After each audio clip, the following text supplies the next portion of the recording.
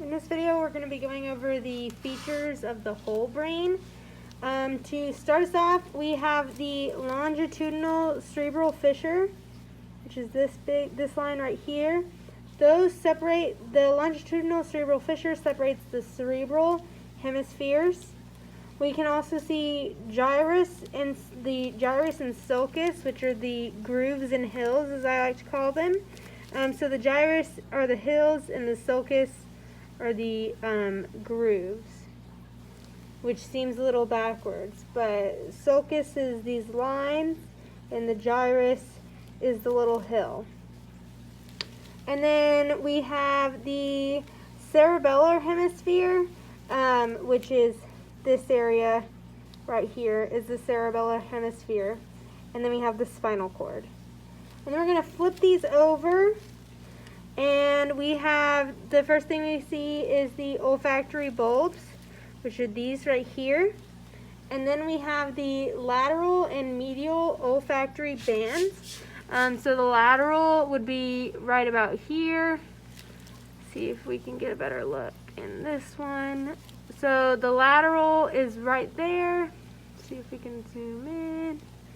So we have the lateral olfactory tract right here, and the medial olfactory tract is right about here, and the olfactory trigon would be the area in between.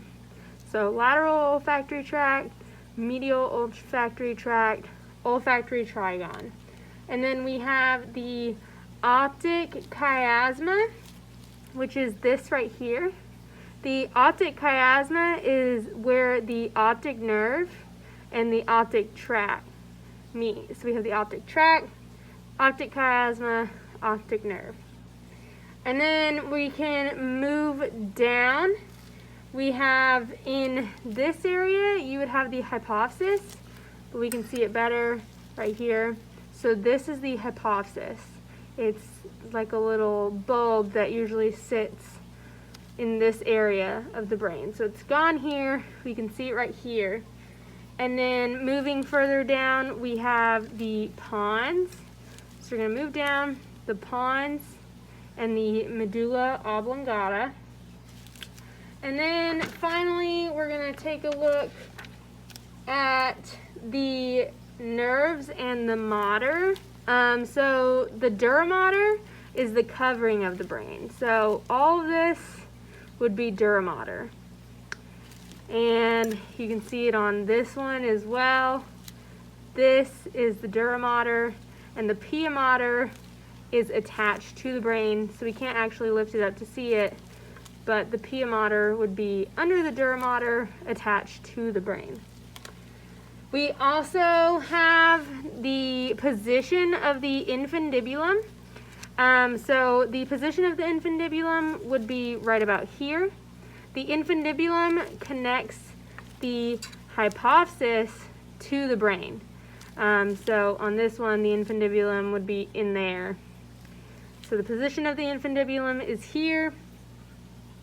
We have the rhinal sulcus, which is at the base of the piriform lobe.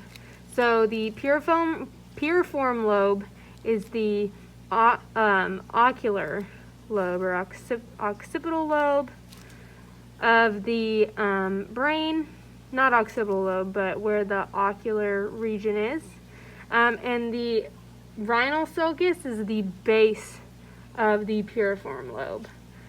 So we can see that right here would be the rhinal sulcus. So piriform lobes, rhinal sulcus is right there.